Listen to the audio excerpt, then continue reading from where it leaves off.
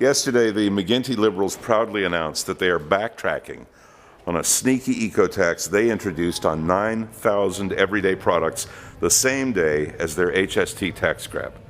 It shows just how out of touch Dalton McGuinty has become, that it nearly took him the full 90 days of his eco-tax reprieve to realize that families just can't afford another one of his tax grabs.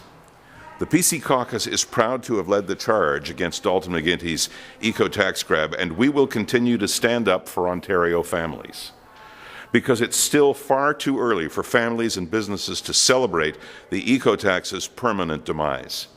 From the time he took office, Dalton McGuinty has established a pattern of saying he won't raise your taxes and then doing the opposite, hitting families with the largest income tax and sales tax hikes in the history of Ontario.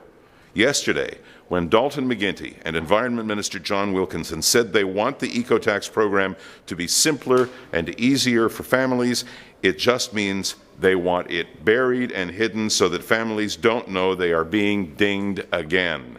The eco-tax, after all, is Dalton McGuinty's brainchild. It was the Premier himself who pushed for the eco-tax 2 years ago, even against the wishes of his own cabinet, when he argued, and I quote, "We can't do this fast enough."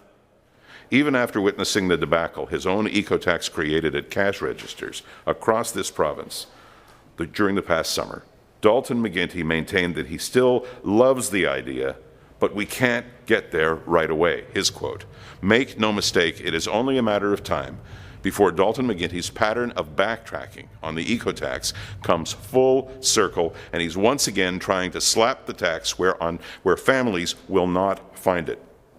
Both Dalton McGuinty and Minister Wilkinson have yet to come clean on the next round of eco-taxes, as laid out on page 23 of an Environment Ministry report titled "From Waste to Worth," that suggests, among other things, placing an eco-tax on vehicles within the next 5 years. The Ontario PCs have heard from leading auto manufacturers, including the Association of International Automobile Manufacturers, who fear the new eco-tax could be as much as $1,000 per car.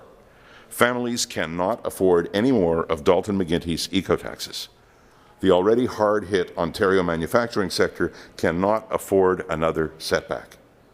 There is just one way to be sure Dalton McGuinty's eco-tax doesn't return from the dumps where it belongs, and that's to elect a PC government in 2011.